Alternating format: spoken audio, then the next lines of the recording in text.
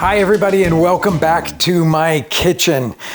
I'm very excited to share with you one of my favorite recipes of all time. And the reason you know that it is one of my favorites is that this recipe has been on the Frontera Grill menu for 37 years every single day. It is a chocolate pecan pie. Now you may think a chocolate pecan pie doesn't sound very Mexican, but the truth of the matter is when I was living in Mexico City for the first time, Deanne and I lived above a cafeteria, like a coffee shop. And every day we would go down there and have at least one meal because it was like mom was cooking for you in a place like that.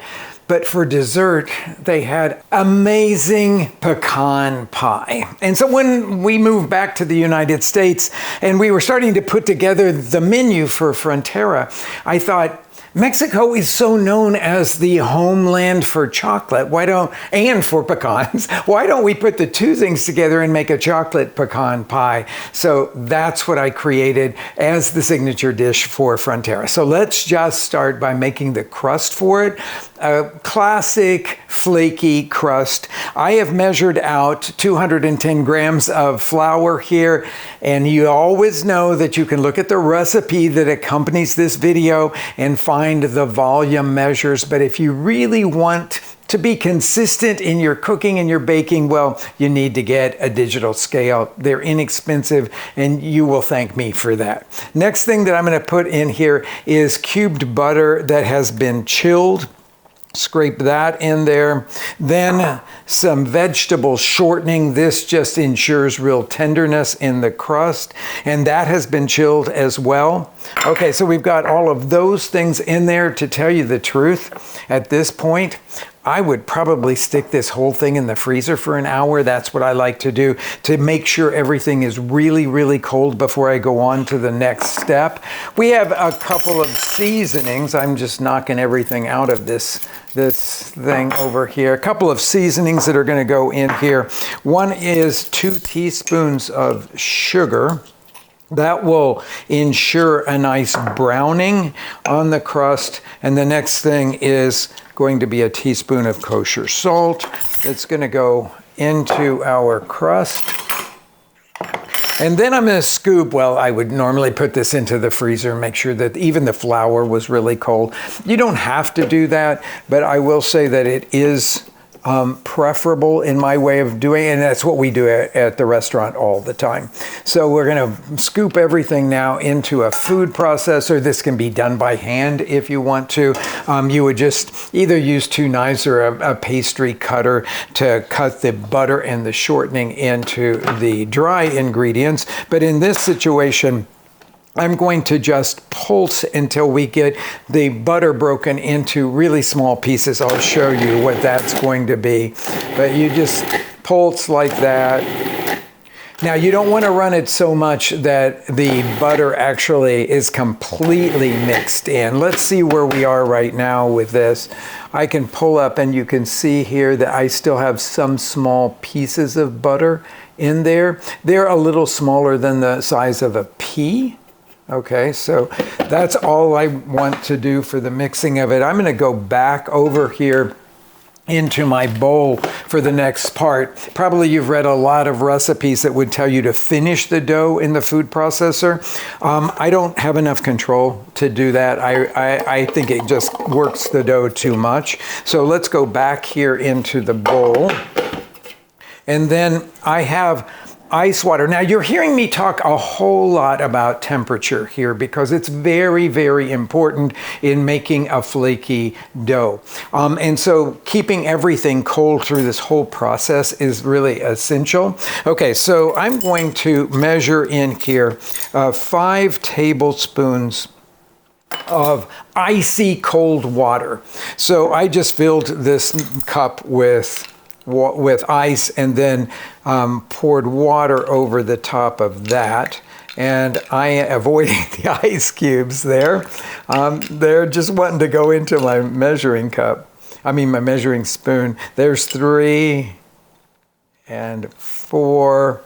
And then I'm going to start with this measured amount of water because I think it's really important. You can do this next step with a fork if you want to, but I actually like to use my hands to do that.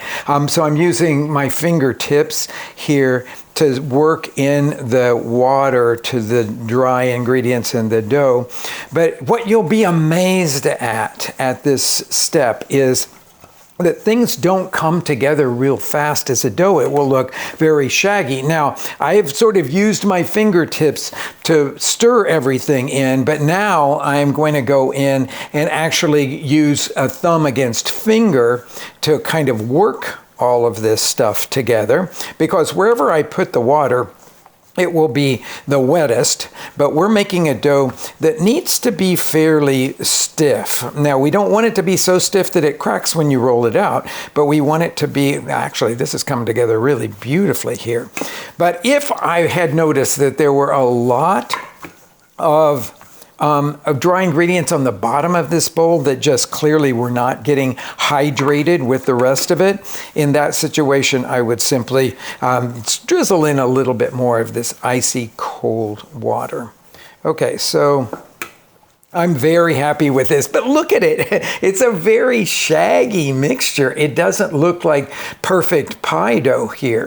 So my next step with this is to wrap this, sort of keep working it into a ball, getting it stick together as a dough in a ball like that, wrap it in plastic and put it in the refrigerator to finish the hydration and to get the whole thing really cold. That usually takes about an hour or so, but you could leave it until the next day. Oftentimes that's what I'll do. So I'll meet you back here when this dough has fully rehydrated and re-chilled. Okay, the dough has chilled now, and just look at how beautiful this is. It looks more like dough than when we put it away. I usually will go around the outside of it, especially if you're going to make the dough the day ahead, which is what I usually do.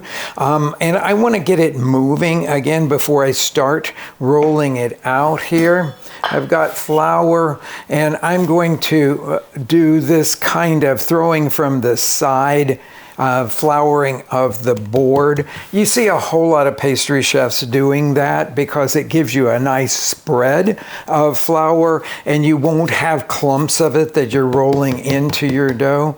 Now, the rolling process, I always start at about 2/3 of the way down the dough and roll away from me, giving it a turn of someplace between 1/8 of a turn and 1/4 of a turn every time. And then once that I see it's starting to stick onto the board here, I'll give it a little bit more flour underneath and then go back to the rolling. So it is just rolling, turning. This will give you a round shape, but it'll also make sure that the dough is not sticking anywhere on this. Okay, a few more rounds and I'm going to be big enough to go into our pie pan. Okay, it's getting to be big enough here, but you'll notice now I'm using 2 hands, not one, and some of you will wonder, what is that rolling pin that you're using there? This is a standard European style rolling pin, and to tell you the truth, in my adult life, it's the only one that I've ever had. It's long enough that you can actually roll big pieces of dough. If you only have one of those small, like 12-inch ones, you're having to go kind of like this all the time, but this gives you a better end product all the time. So I'm using 2 hands to turn it now and 2 hands to roll it. And I think I've gotten to the right size here. Okay, now this pie goes into a 9-inch deep dish pie. If you don't have the deep dish pie 9-inch, then you can make it, it won't be quite as gooey creamy on the inside, but you can do it. You'll just have a little bit of the filling stuff left over. Now, there's a couple ways that you can get this into the pie shell. One is to roll it up like that and then unroll it into the pie plate itself. But what I'm going to do today is show the other version of it, which is to just fold it into quarters. And then you line the point up with the middle of the pan and then just unfold all of this. Okay, so now we're laying it in here. Very important thing when you're working with crust is that you're going to fit the crust down into the edge. You're not going to stretch it over that edge. So you start at the top here and you go around and you press down like that so that you're easing it into the edge of the pie plate right there, okay? So there's a lot of dough here. This is plenty. You might have, you can even roll it out thinner than what I've done for this one. It's very generous. So the next thing is to cut off any excess of I'm leaving about 3/4 of an inch or so hanging over here, but I will cut off any excess from that. The excess is definitely good to just sprinkle with some sugar. I usually put a little bit of water on it so that the sugar will stick, and then bake it for a few minutes, and then that's my little treat. I did that when I was a kid, and I still do it as an adult. It's one of the fun parts of pie making. Okay, I think we're pretty much where we need to be here. So there's our little snacks for later. I like to fold this under like that so that it gives me a nice ridge at the top. And the more you do this, the more comfortable you will become with the rolling out of the pie dough. All of this might look a little bit foreign to you right now, but after a few times of doing it, you will feel really comfortable with it. Okay, so we're working quickly here because we don't want this pie dough to get warm in the kitchen. And if your kitchen is very warm, then you might even stop at some point and just refrigerate the pie dough, either rolled out or in the dish like that. And then I usually just do a very simple kind of edge to it. So you can do like this one is to use a finger and put it in there like that. And then if it starts to stick to your finger at all, just flour it. And then you can go in and then make this kind of pretty crimped edge on the top here. Okay, I'll continue to do this all the way around. Now about that deep dish pie pan. If you don't have one, don't worry. If you have a regular 9-inch pie pan, just use it. Just know that you're going to have some of the filling left over. So what do you do with that? You pour it into custard cups or a little baking dish, and you bake that separately. And yeah, it becomes your little treat. But just know that shallower pie is going to bake considerably faster. I suggest that you set your timer for about 40 minutes and start checking it about that time. Now back to the recipe. Next thing is, once you roll out a dough, you should always chill it, let it relax for at least a half an hour before you go to the next step. Our next step is going to be to pre-bake this pie shell. And so I'm just going to show you how we're going to do that. Just even though I haven't put this into the refrigerator for another 30 minutes here, I'm going to show you how you do this. So I'm going to line it with oiled foil. So I usually just grab my oil sprayer here, and that'll keep this part from sticking. And then ease it down in here. This is easier to do if your dough has been chilled again for that 30 minutes or an hour or something. At any point in making this, you can cover everything and let it go till the next day if you want to do all of this stuff in stages. Okay, so I now have this foil completely fitted to the inside of the shell. And what I'm going to do next is to fill it with beans. I always have this bucket of beans that I only use for pre-baking pie shells. And you may wonder what this is all about. It's to keep the pie dough from sliding down the edges.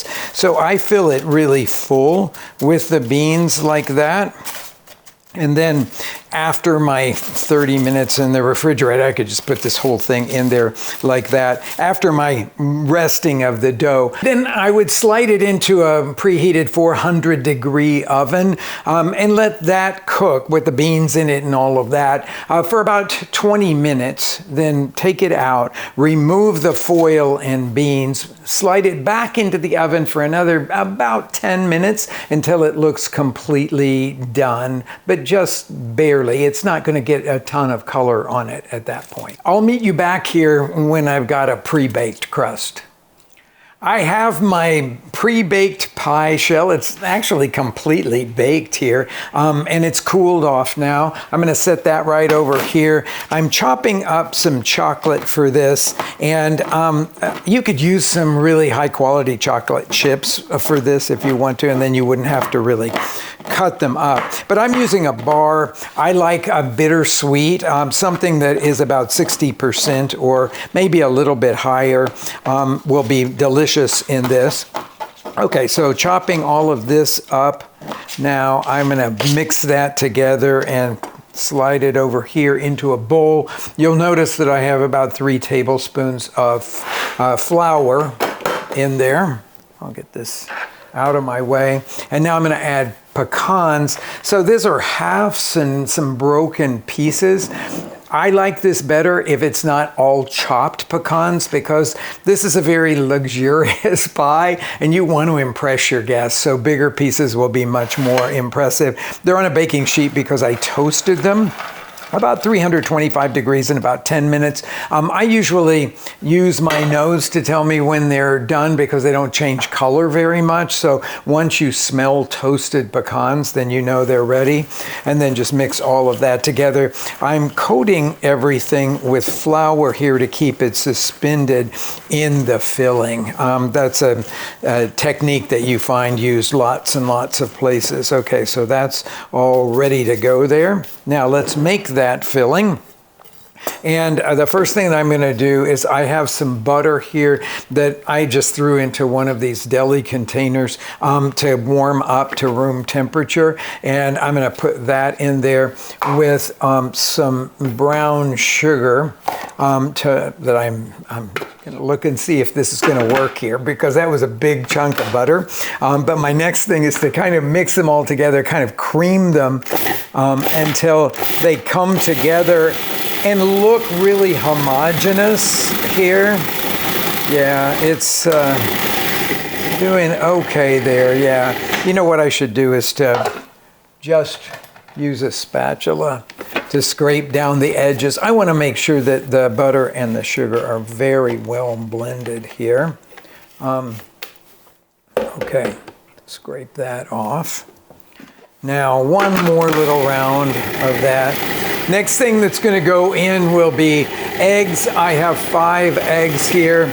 You're best if you bring those out when you're getting all your ingredients together and let them start to warm up. And then one at a time, put them into this batter. Now it's starting to look a lot more like batter. Okay, so we've got those in. Next thing is you're going to use corn syrup for this or agave syrup, which is what I'm using right now. And so I'm going to pour in here 1/4 cup of molasses into the 3/4 cup of agave syrup.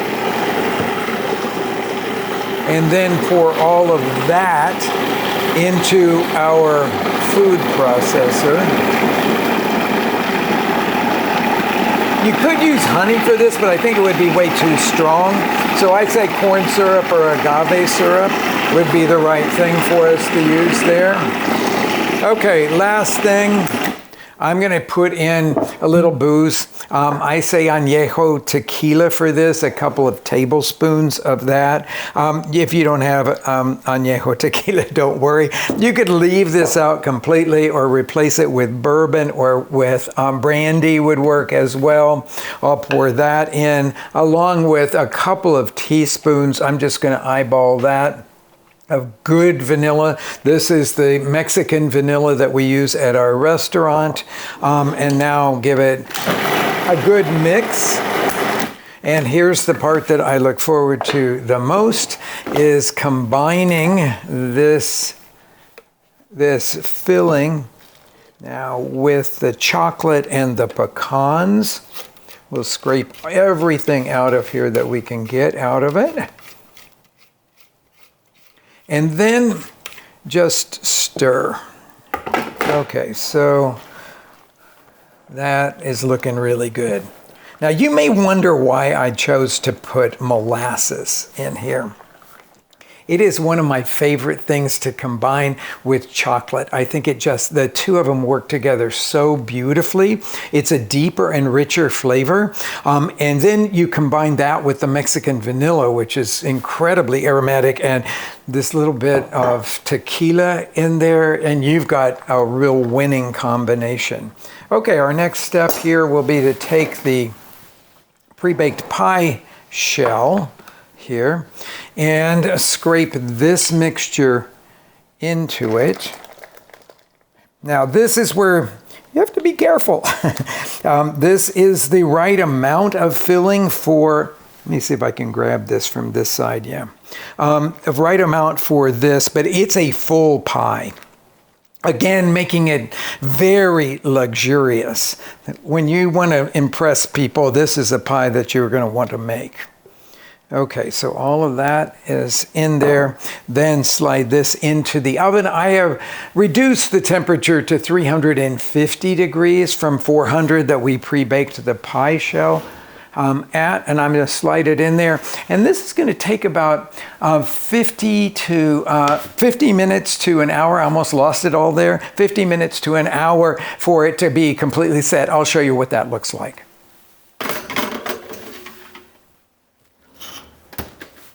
This is exactly what I am looking for here. Okay, I'm just going to set it down right here so that you could see it. But if I jiggle this pie, it's set right in the very middle. You'll see a little bit of cracking going around here, and that tells you that it's just exactly done. Now I've got to let this cool off completely before we cut it. Actually, I would throw in there, I like to bake this a day ahead, refrigerate it, and then bring it out and let it warm to room temperature.